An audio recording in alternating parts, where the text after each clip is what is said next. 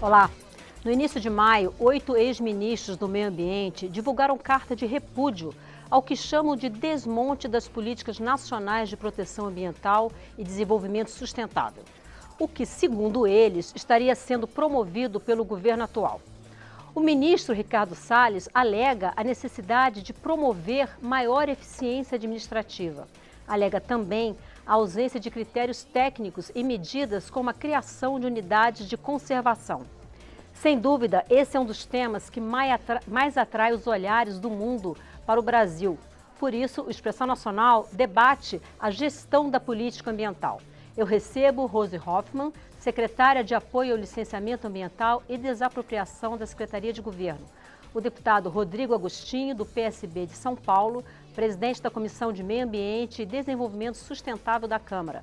Raul do Vale, diretor do WWF Brasil. E o deputado professor Josiel, do PSL do Rio de Janeiro. Muitíssimo obrigado por terem aceitado o nosso convite para esse debate. E eu começo, Rose, por você. Recentemente, o governo reduziu a composição do Conselho Nacional de Meio Ambiente, o CONAMA. Eram 96 integrantes e passaram a ser 23 integrantes. Isso aumentou proporcionalmente a participação do governo no Conselho, foi reduzida a participação da sociedade civil, foi retirada a participação de indígenas, a participação de científicos e cientistas que eram indicados pela SBPC. O IBAMA continua no CONAMA, mas saíram órgãos como o Instituto Chico Mendes e a Agência Nacional de Águas. Queria que você explicasse por que essa mudança. Bom, começando pela reformulação da composição do CONAMA, o que nós víamos no decorrer do tempo era um esvaziamento da pauta do CONAMA, tanto pela descrença de que a resposta seria dada em tempo hábil, necessária à sociedade, como também a imprevisibilidade das regras. Um sintoma desse esvaziamento da pauta do CONAMA foram uma série de portarias que foram editadas pelo Ministério do Meio Ambiente desde 2011, relacionadas a licenciamento, que poderiam muito bem ter sido pautadas no CONAMA. Então, os próprios governos anteriores perceberam essa dificuldade de pautar e dificuldade de votar coisas no CONAMA, e esse governo, percebendo essa dificuldade, decidiu por reformular. Eu entendo que pode ser positiva a medida a partir do momento que a gente verifica que isso dê resultados benéficos à sociedade, e a gente precisa lembrar que nós vivemos numa democracia representativa. Então, o CONAMA, ainda que enxuto, ele precisa representar os interesses da sociedade. Nele, incluído e destacado o meio ambiente. Então, no meu ponto de vista, essa reformulação é positiva. Óbvio que a gente vai ver os resultados práticos nos próximos anos, mas eu espero e tenho fé que possa funcionar.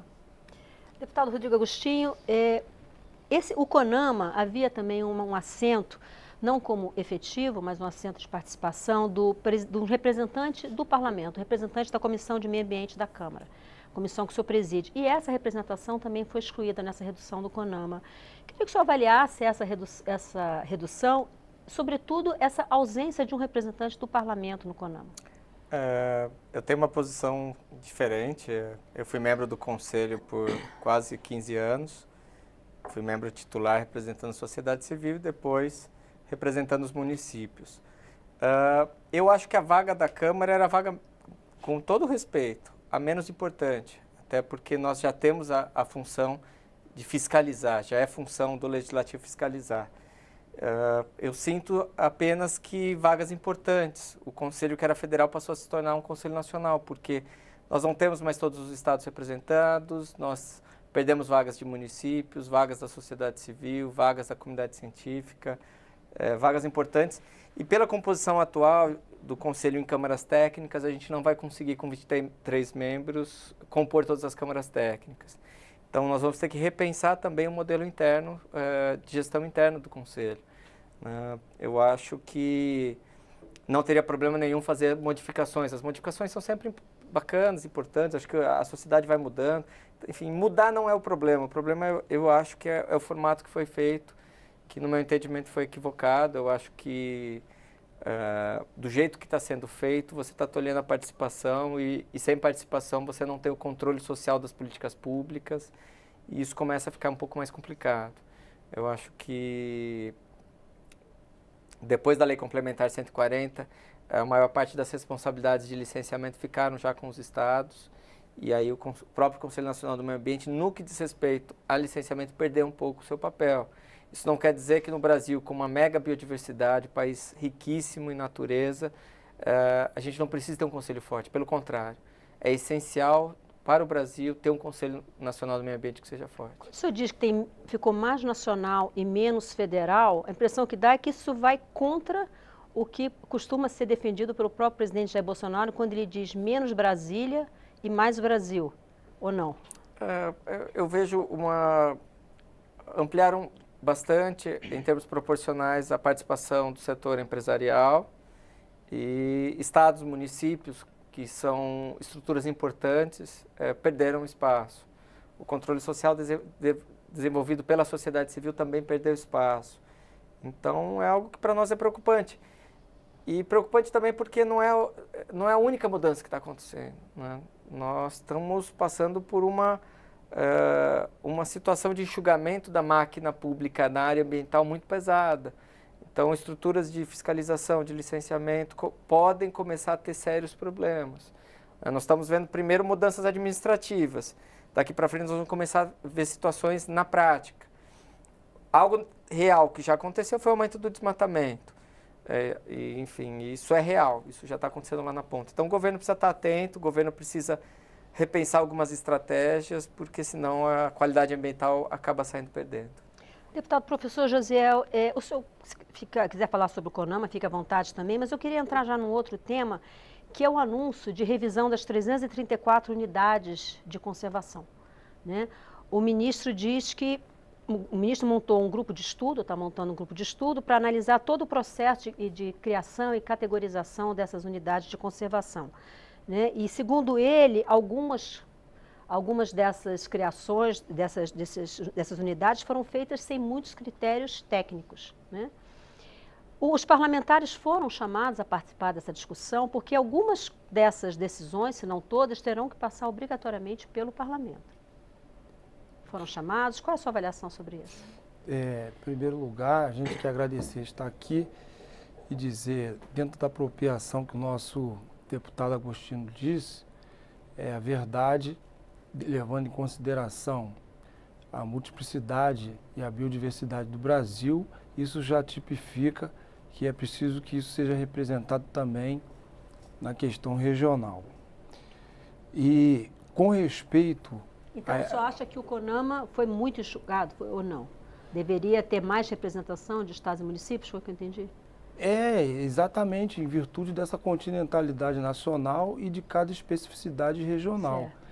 E na questão aí das unidades de conservação, eu sempre digo para as pessoas o seguinte: o ambiente é a ciência do desdobramento infinito. Quanto mais você tenta fazer as coisas, mais essas coisas vão se multiplicando, crescendo, e aí se perde o controle daquilo que se faz. O que é preciso fazer nesse momento para que se chegue num consenso, numa resolução e numa solução? Primeiro, você tem que simplificar, depois você tem que racionalizar e depois você tem que objetivar. Esse é o tripé para você fazer funcionar qualquer coisa de uma amplitude como essa, que é a biodiversidade, o ecossistema brasileiro, né?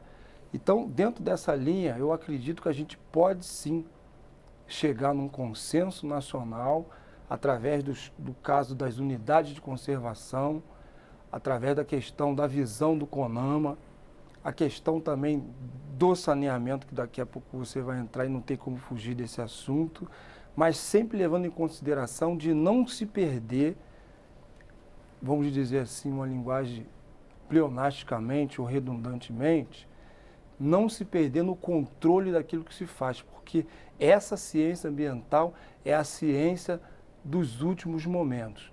É aquele momento que a humanidade está sendo desafiada a responder a todo o passivo ambiental que ela criou durante toda a sua historicidade, que nós chegamos até agora, e aí a gente começa a dizer o que é que nos levou até aqui, como que nós chegamos até aqui e qual o controle que a gente tem sobre isso.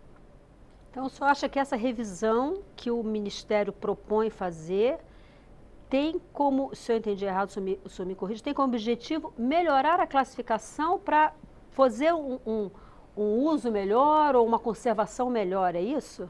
Melhorar essa classificação, vamos dizer, tornar eficiente o trabalho, essencialmente, na definição daquilo que se quer a partir de um ponto principal, o que é, como se instituiu e qual a finalidade. O que é isso tudo? Como isso se instituiu? E qual é a finalidade? Se eu respondo isso, aí eu caio no que eu disse no começo, que é simplificar, racionalizar e tornar esse mecanismo de resposta bastante objetivo e eficiente. Existe uma máxima na matemática que diz o seguinte: entre dois pontos só existe uma reta. E às vezes há muita curva e perde essa reta. E quando perde essa reta, a gente perde a objetividade e a coisa não funciona. E aí cria aquela questão seguinte: quem foi o culpado, aonde nasceu e quem é o responsável. Então eu acho que esse momento é o momento seguinte: a coisa se expandiu muito. É preciso se condensar, tá? Trazer isso a uma essência e dizer, é daqui que a gente vai partir para começar a responder. Vamos ver o WWF. Raul do Vale, eu queria ouvi-lo em relação a essa questão do CONAMA e também em relação à questão da revisão das 334 unidades de conservação. Você concorda com o deputado que essa é uma forma de racionalizar, de entender melhor e com isso ter melhores resultados? Olha, primeiro quanto ao CONAMA, né? Eu vou fazer coro ao deputado Rodrigo Agostinho. Eu também acho que a mudança que foi feita, e nada contra a mudança, acho que as mudanças podem ser boas, acho que de tempos em tempos a gente tem que revisar políticas, estruturas, isso faz parte, né, da vida como ela é. Mas a mudança que foi operada no CONAMA fez ele perder densidade política. Não só porque a federação está mal representada agora, mas a própria sociedade está mal representada, né? Então, o CONAMA, quando ele foi pensado, veja, o CONAMA é uma estrutura que vem do final do governo militar, né? Ele foi pensado em 1981, né? E vinha com uma ideia democrática. Vamos trazer o Brasil para dentro de um órgão que vai discutir as regras de controle ambiental do país, né? Então, um princípio que foi quebrado agora é que ele era paritário. Ninguém tinha maioria, para que tivesse um debate. Então, para que nenhuma regra fosse aprovada porque o governo federal tinha maioria ou porque um setor tinha maioria, né? Então, toda regra tinha que ser consertada, tinha que ter um acordo entre todo mundo. E durante muitos anos funcionou muito bem, né? Com a mudança, o governo federal tem hoje, né, não tem a maioria de 50 mais 1%, mas ele tem um peso muito maior do que tinha antes, né? Junto com o setor empresarial, né, já tem uma maioria estabelecida ali, que não precisa negociar com mais ninguém, né? E, portanto, se quebrou um princípio da negociação que o CONAMA tinha, né? Da sociedade civil, embora as ONGs ainda tenham participação, uma participação agora manietada, porque antes as ONGs, como que elas se representavam? Tinha uma eleição, elas se cadastravam e havia uma eleição. Entre os pares se elegia quem tinha melhor capacidade de representar, né, por setor, por região do país, dentro do CONAMA. Agora será feita um sorteio. Que forma de representação que é por sorteio, né? Quem que vai avaliar a qualidade daquela organização que se cadastrou e que vai ser sorteada para representar a sociedade civil? Vai ficar um ano. Antes eram 2 anos. Eram 2 anos e podia voltar, né? Ou seja, podia ser reeleita, você podia ganhar, portanto, experiência, né? Isso também tem, assim como no parlamento, você ganha experiência ao longo do tempo. Enfim, a mudança foi uma mudança, a meu ver, desastrada, uma mudança que não colabora. Eu não concordo que o CONAMA estava perdendo suas funções, eu acho que tinha problemas, claro que tinha problemas, mas os problemas dele era de ser democrático. Você tinha que conversar, demorava mesmo, né, para você chegar num acordo, né? Podia ter melhoria de eficiência na gestão? Claro que podia, mas isso é na microgestão que se faz, né? Então, o fato de governos anteriores terem optado por fazer portarias, né, e dando um bypass em alguns casos no CONAMA que aconteceu, era porque eles não tinham disposição, de fato, de ir lá discutir e debater no CONAMA, né? Quando tinham disposição, saíram coisas importantíssimas no CONAMA. É importante te lembrar que o CONAMA, as regras que nós temos de poluição do ar, as regras que nós temos de controle de poluição dos rios, né? Quase todas as regras de licenciamento, várias regras relativas à proteção da Mata Atlântica, vários ecossistemas brasileiros, importação de pneus, enfim. Tem uma série de regras que hoje o Brasil é muito melhor do que éramos há 30 anos atrás, porque o CONAMA existe, né? Com toda essa complexidade conseguiu aprovar. Então, eu não estou de acordo com essa mudança, eu acho que foi uma mudança que não foi bem pensada, não foi discutida e não foi bem executada, né? Pode até saírem regras boas, claro, as pessoas que estão lá podem ser pessoas boas, mas se não conseguirem ser regras que tenham um consenso na sociedade, podem ser regras que não pegam também, né? Então, quando tinha essa função de debater a exaustão, alguns casos que eram muito complexos, mas saía com resultado lá na frente. Então, acho que o CONAMA foi uma perda para o país, né? Uma perda de 30 anos que nós tínhamos essa instituição e agora ela está com uma outra cara, que não é a mesma cara de antes. Com relação às unidades de conservação, eu também acho que é um equívoco, né, a forma como está sendo pensado isso daí, porque o ministro do Meio Ambiente, né, que ordenou a elaboração desse grupo de trabalho, ele parte de alguns pressupostos equivocados, né? O primeiro pressuposto equivocado é de que várias unidades das 334 federais, a gente tem várias estaduais e municipais, foram criadas sem estudos ou com estudos mal feitos, né? Isso não é verdade, né? Quem sabe, imagino que ele deva saber, né? Quem acompanhou a criação de qualquer unidade de conservação federal nos últimos, diria, 20 anos pelo menos, que é quando a maior parte foi criada, sabe que todas elas foram feitas com estudos, nenhuma delas foi feita em menos de um ano, né? Ou seja, todas elas demoraram anos de debate, de estudos, foram com audiências públicas no local, para justamente expor a ideia, ouvir crítica, e muitas ou quase todas têm crítica, porque, claro, você vai criar uma unidade, vai desapropriar terras, vai inviabilizar algumas áreas para expansão de agricultura, alguma outra expansão. Tem crítica sempre, é natural, a democracia é isso, né? Então voltava, reduzia limites, modificava, tinha negociações. Cada uma foi perfeita? Nada é perfeito, claro que não, né? Mas partir desse pressuposto genérico de que todas ou que muitas têm problemas, sem nomear quais são, né, é um pressuposto equivocado, que inclusive já foi questionado judicialmente. É interessante notar que o exemplo que o ministro utiliza, que é o Parque Nacional de Campos Gerais, que fala, olha, foi feito mal feito, não teve estudo horroroso, né, desapropriou que não devia desapropriar, foi questionado judicialmente e a Justiça reconheceu que o estudo existia e tinha sido bem feito e mandou seguir o processo. Né? Então, oi? Paraná. No Paraná, exatamente. Então, nesse caso, que é trazido a lume como um exemplo, né, um exemplo dos vários de problemas, a própria Justiça reconheceu, e olha que é raro a Justiça entrar no mérito de uma decisão administrativa e avaliar se um estudo é suficiente ou não. E nesse caso ela fez. Então, eu acho que é temerário, né? Sobretudo no momento em que nós temos um aumento de invasão e de desmatamento em unidades de conservação federais. Então, o aumento no Brasil está aumentando, né? Como o deputado aqui colocou, mas a péssima notícia é que nunca na história se desmatou tanto de terra indígena e unidades de conservação, que são áreas do poder público que ele tem a responsabilidade de cuidar. Eu quero ouvir, antes de a gente mudar de tema, eu quero dar a oportunidade da Rose falar das unidades de conservação, que acabou que você não pôde falar sobre isso. Rose, por favor. Bom, eu vou puxar o gancho de todos que comentaram em relação a melhorias de gestão. Melhorias de gestão são necessárias e eu vejo a revisão das unidades de conservação, a eventual revisão que esse grupo de trabalho possa fazer dessa forma. Toda política pública ela precisa ser revisitada e não necessariamente para reduzir ou para recategorizar uma ou outra, mas precisamos reconhecer que há conflitos. Existem categorias de unidade de conservação que foram criadas para determinado fim e elas nunca atingiram o fim proposto, é o que por vezes a gente chama de unidades de conservação de papel, que elas foram planejadas de uma forma, mas nunca chegaram ao objetivo. Revisitá-las pode ser inclusive para ver os conflitos são esses, eu vou fazer um plano de ação e vou resolver dessa forma. Então, ver para que eu criei, cumprir meu objetivo ou não, revisitá-las. Não necessariamente pode ser negativo.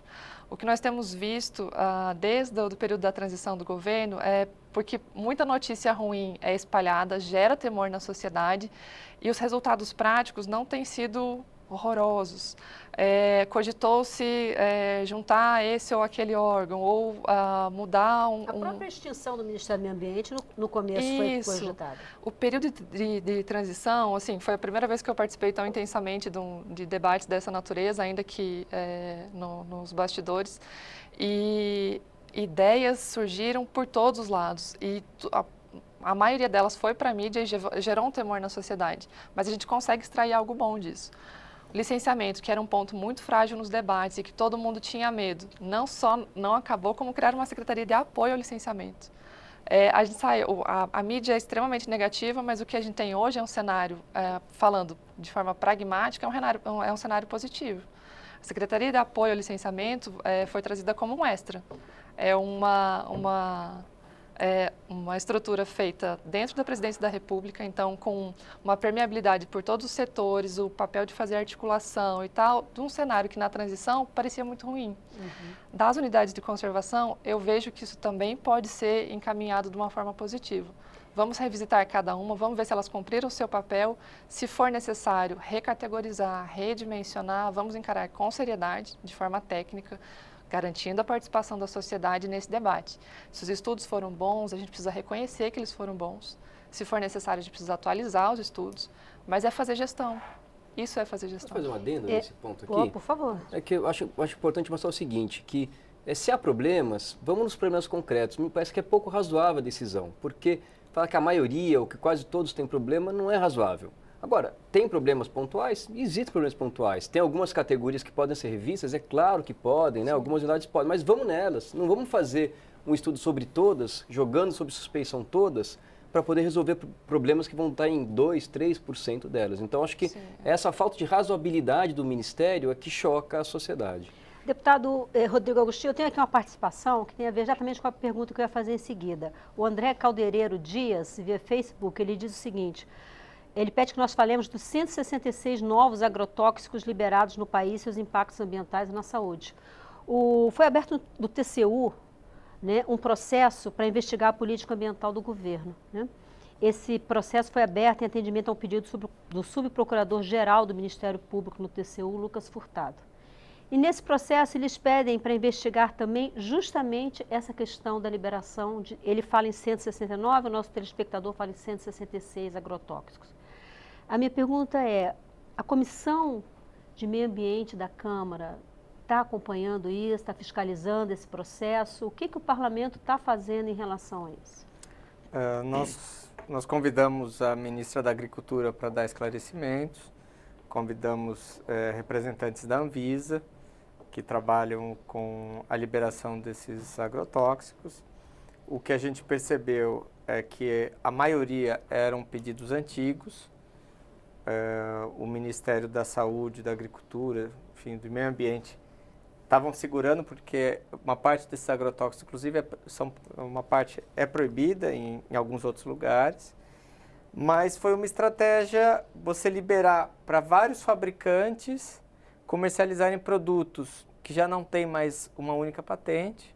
Então, são produtos que já estão livres para serem produzidos e, com isso, baixar o preço do defensivo agrícola, do agrotóxico. Mas isso inclui esses proibidos, não? Inclui os proibidos fora do Brasil, né? Então, você tem alguns produtos que já foram proibidos em vários países.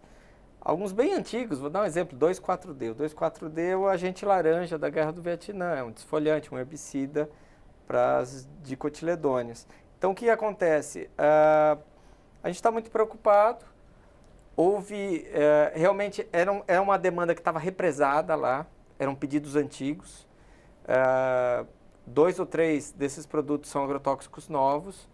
Existem agrotóxicos novos hoje que são muito mais modernos, e que são muito mais amigáveis com a saúde humana, com a qualidade ambiental, mas o governo acabou optando por uma questão de economia para o setor rural em estar liberando eles.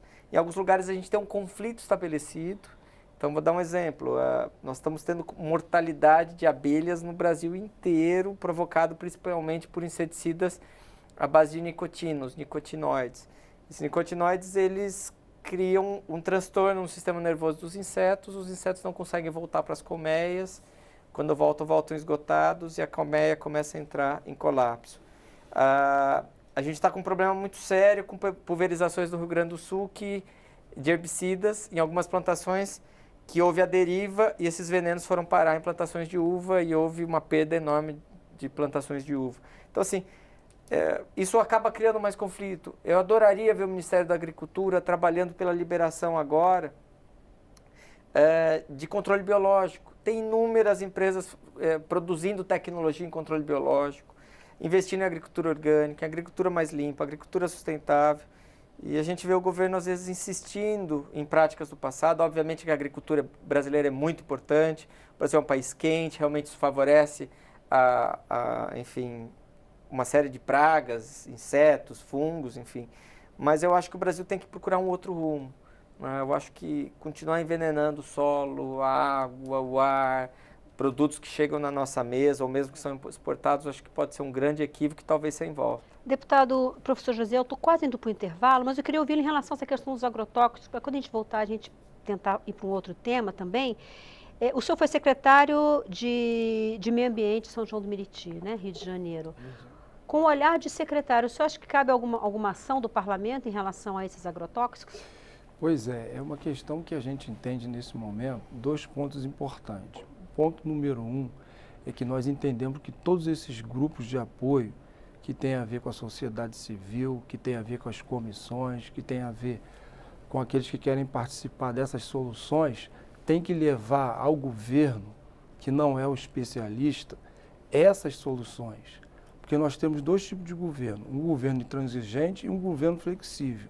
E eu enxergo o governo atual como um governo flexível, que quando as soluções chegam, e essas soluções são palpáveis, né, clara, baseada em dados, estudos, né, e estatísticas, não tenho dúvida nenhuma que o governo tem flexibilidade para recuar e entender que a mudança precisa ser feita, e esses grupos de apoio vão cada dia mais dando suporte ao governo na sua governabilidade. Porque nesse momento o governo precisa sim da comissão, precisa de um legislativo forte, dos conselhos, das ONGs, para poder dar suporte a essa coisa tão macro que é a questão do agrotóxico. E é papel do legislativo também fiscalizar as ações, as ações do executivo. Você não tem como ter um governo que não tenha esse suporte. E nós estamos aqui justamente para trazer todos aqueles que têm esse entendimento, que nós temos um momento muito bom de um governo que ouve aqueles que têm uma proposta séria e ele tem a sensibilidade e a humildade de recuar e dizer, naquele momento eu entendi assim, mas eu também tenho humildade para acatar e seguir um outro caminho e trazer as soluções que tanto a gente espera e a sociedade precisa. Ok, antes de ir para o intervalo, eu vou ler mais uma participação. O Orlando de Tony, ele também disse via Facebook o seguinte: o Brasil tem muita terra sem gente e muita gente sem terra. Isso pode ser resolvido racionalmente pelos órgãos brasileiros competentes. O que não podemos é nos submeter aos interesses dos países devastados. Então, assim como ele, você não participou, ainda dá tempo pelo WhatsApp, 61996202573. Na volta, a gente vai falar do Fundo Amazônia. No último dia 5, os embaixadores da Noruega e na Alemanha entregaram ao governo federal uma carta em que dizem que são contrários às mudanças que estão sendo propostas na gestão do Fundo Amazônia. A gente volta já já, não sai daí.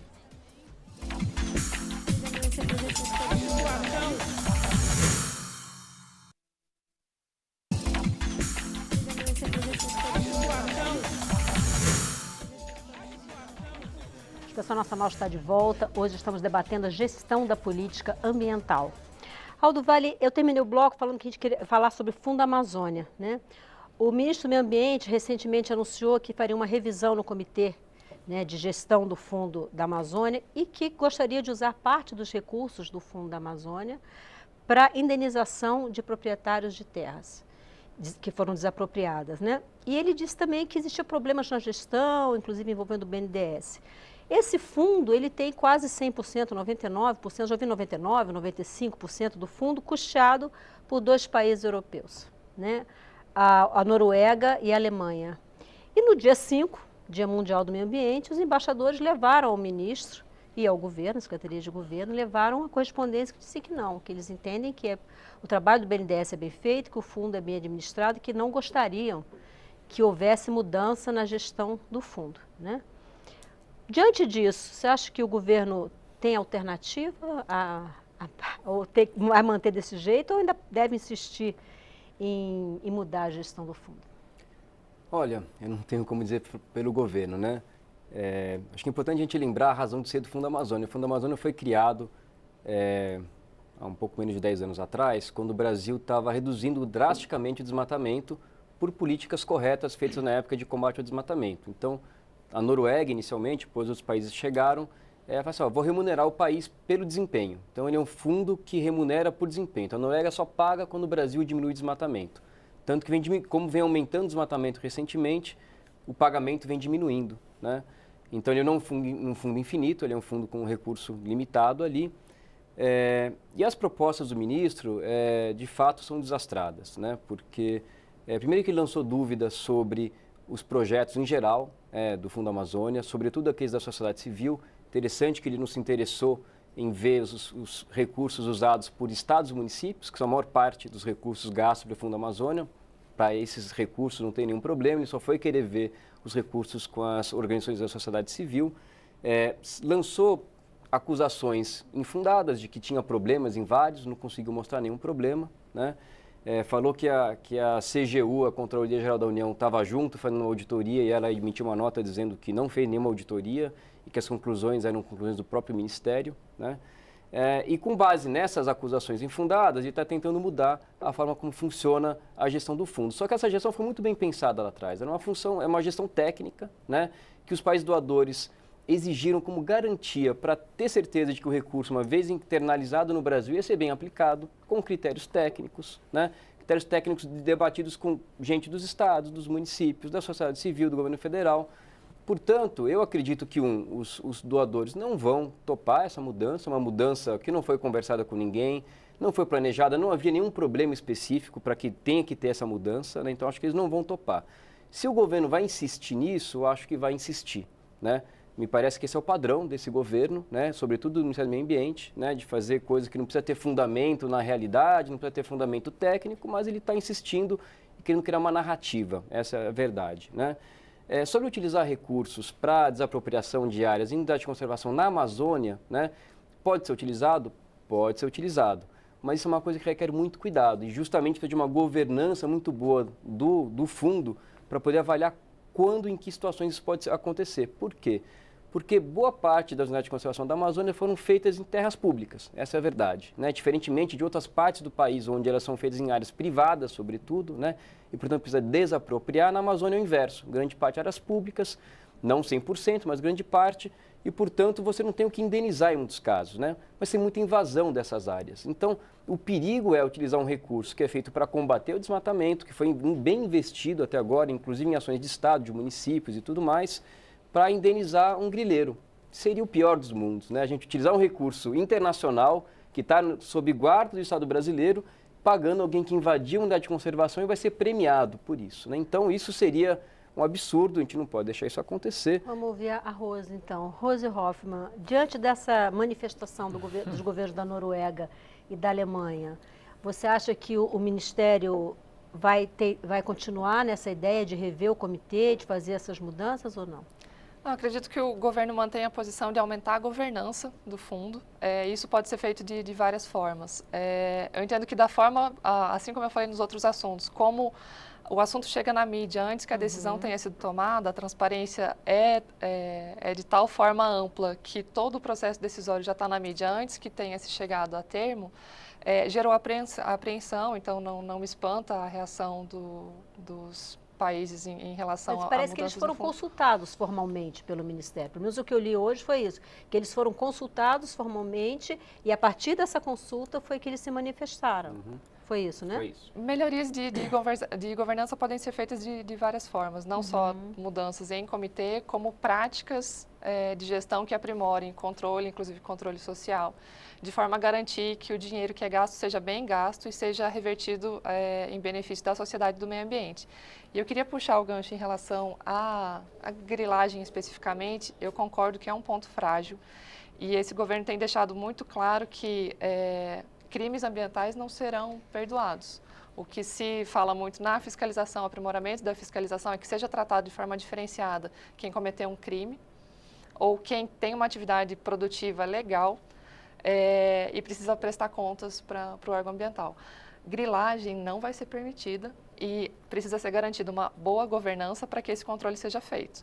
Para que haja uma boa governança, é possível que seja necessário fazer alterações na forma de gestão, não necessariamente na composição. Isso é uma decisão a cargo do Ministério.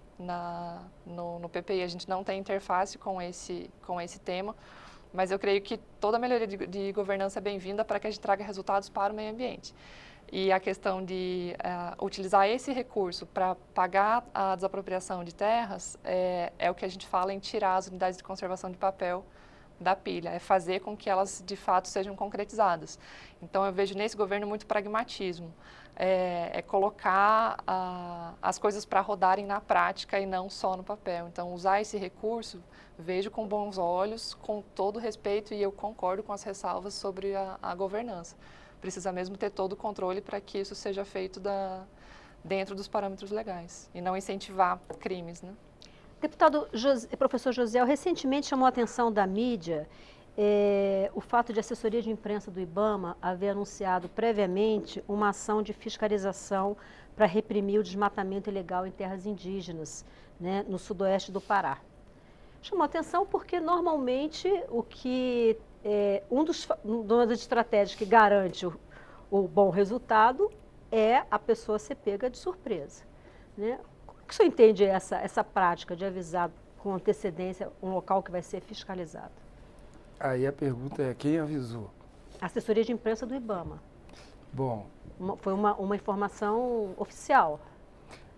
a princípio, nós dissemos aqui no início sobre um método de simplificação para tornar a coisa eficiente. Uhum. Foi citada aqui a questão da Amazônia e agora você citou a questão do Sudoeste.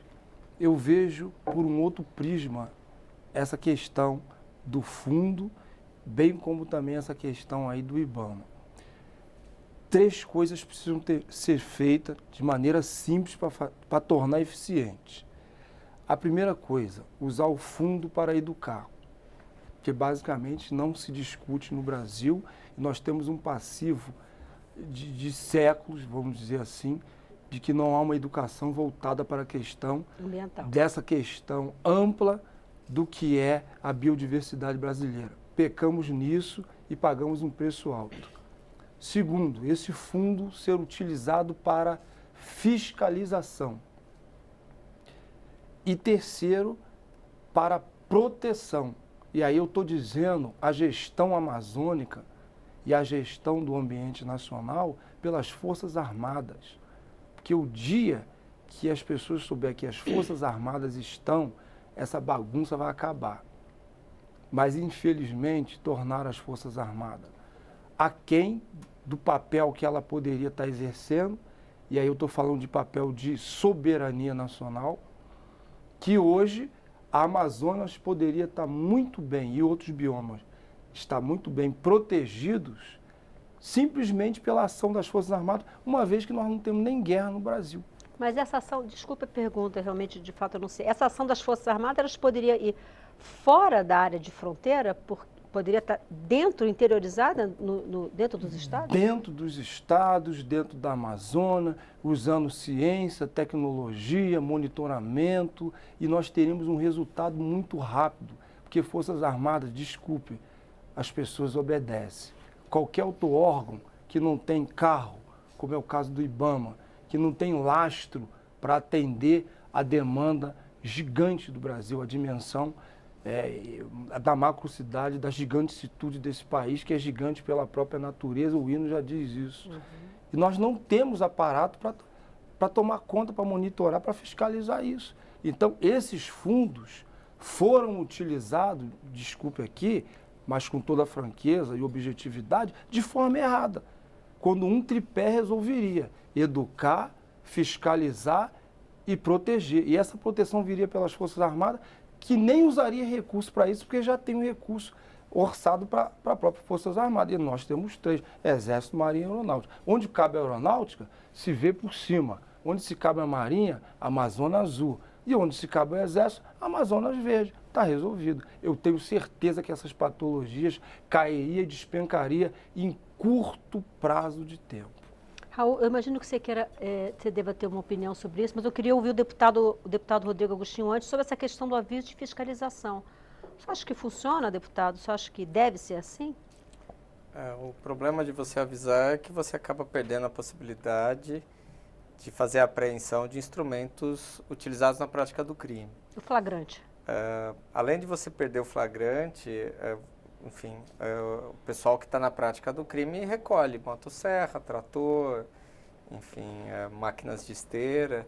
Hoje o desmatamento ele vem sendo realizado de uma forma sistêmica, principalmente em áreas públicas, o que é mais grave.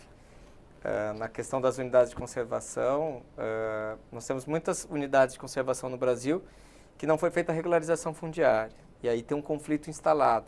Mas em muitas a regularização é quase impossível, porque as pessoas que estão ali no conflito permanente não têm nenhum documento de propriedade, nenhum documento que possa ser utilizado para a própria regularização fundiária. Então, a gente tem conflitos permanentes e que precisam de solução. No caso específico da Amazônia, como bem disse o Dr. Raul, a maior parte são áreas públicas, né? E você tem dois tipos de pessoas em conflito ali. Você tem pessoas que já viviam de forma precária nessas áreas, em posse, e que não tem comprovante nenhum, e você tem os famosos grileiros. E essa prática da grilagem ainda continua num ritmo muito acelerado na Amazônia. Então, nós precisamos avançar. Então, assim, a fiscalização precisa continuar, ela precisa ser dura. Se possível, como disse aqui o professor Josiel, as Forças Armadas poder auxiliar o IBAMA, eu acho sensacional. Nós temos, em muitos casos, a Polícia Federal já trabalhando com o IBAMA, mas o que a gente percebe é que houve um aumento nos indicadores de desmatamento. E o governo precisa se mexer. Nós temos técnicos com uma excelência de qualidade. Eu já trabalhei muito com técnicos do IBAMA, do Instituto Chico Mendes, e sei da qualidade desses profissionais, mas que precisam estar municiados com as ferramentas necessárias, com a liberdade para poder ir para frente e conter o desmatamento. Hoje, a gente tem um problema seríssimo na região amazônica, que é ainda o grande número de terras públicas não destinadas, que sequer tiveram uma destinação e que poderiam estar sendo destinadas, inclusive, para o controle desse desmatamento. Raul do Vale, eu queria ouvi-lo em relação a essa ideia do deputado professor Josiel, e em parte recebeu a concordância do deputado Rodrigo, sobre o emprego das Forças Armadas nesse trabalho de fiscalização. Olha, eu também vejo com bons olhos, né? Não sei se o Exército gostaria de fazer fora da área de fronteira, né? Ele já tem bastante serviço, mas sendo unidades de conservação patrimônio nacional, né? E muitas delas estão realmente ameaçadas, né? Por quadrilhas de grileiros, madeireiros, invasores, né? Eu vejo com muito bons olhos que o Exército possa fazer, assim como ele faz em alguns casos em terras indígenas, em área de fronteira, né? E tem prestado um papel muito importante, né?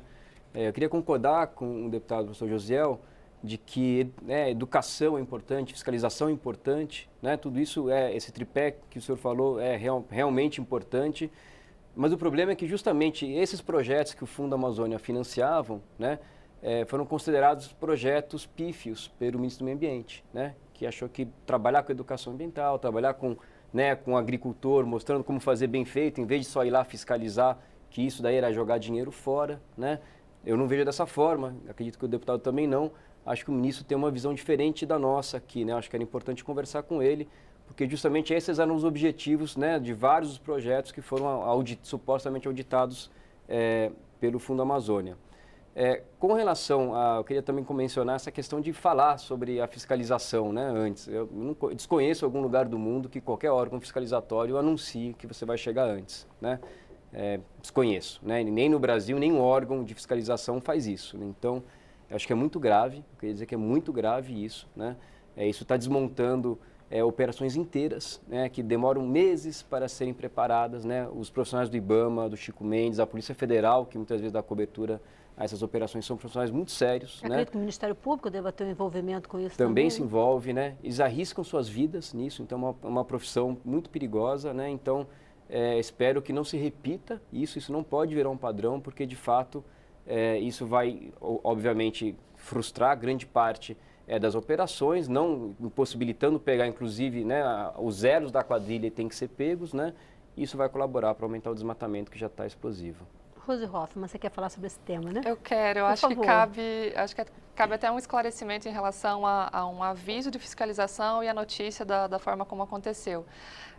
Ao noticiar uma operação de forma ampla, numa área com abrangência também bastante ampla, isso é uma coisa e avisar sobre uma operação específica em dado lugar, o avisar na conotação do informação privilegiada é completamente diferente.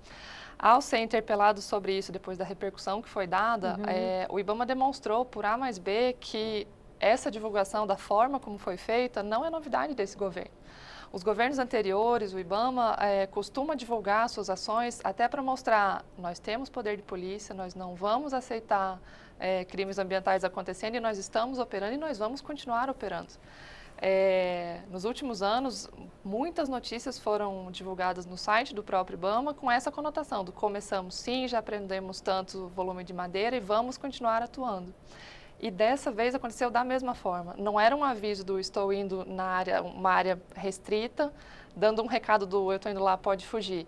É uma notícia ampla de fiscalização, é uma operação de divulgação. Então, o IBAMA já teve a chance de prestar os esclarecimentos, demonstrando que não houve prejuízo à fiscalização, que o objetivo não foi avisar ninguém e tampouco dar a chance de que fujam, mas avisar. A presença do Estado continua, é dever do Estado e vai continuar sendo o dever do Estado combater crimes ambientais. Nós estamos atuando e vamos continuar atuando.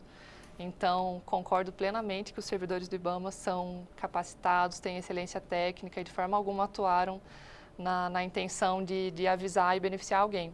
Até porque eu diria que o IBAMA é um dos que mais combate esse tipo de desvio.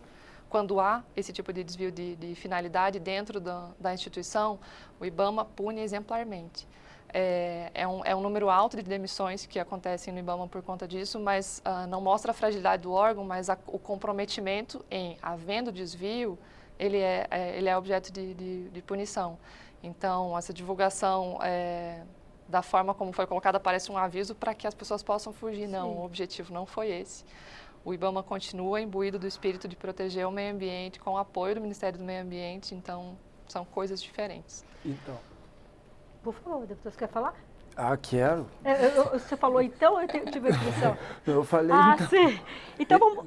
O senhor quer falar, complementar em relação a isso? Então, ou podemos passar é nessa questão que a gente quer trazer um olhar, porque o Brasil, por ter vocações e tendências natas dele, que é peculiaridade que outros países não têm, é que esse mecanismo que nós citamos aqui de proteção, dessas reservas e tudo mais, da riqueza do Brasil, que também não está protegida, que deveria ter sido trabalhado, e aí o momento é agora a gente trazer isso à baila, trabalhar a visão das Forças Armadas em operação conjunta com o IBAMA e os órgãos competentes, de acordo com as tendências e com as vocações do Brasil, no sentido de dizer, vamos desenvolver aqui um mecanismo educacional, fiscalizador e protetor das nossas riquezas naturais.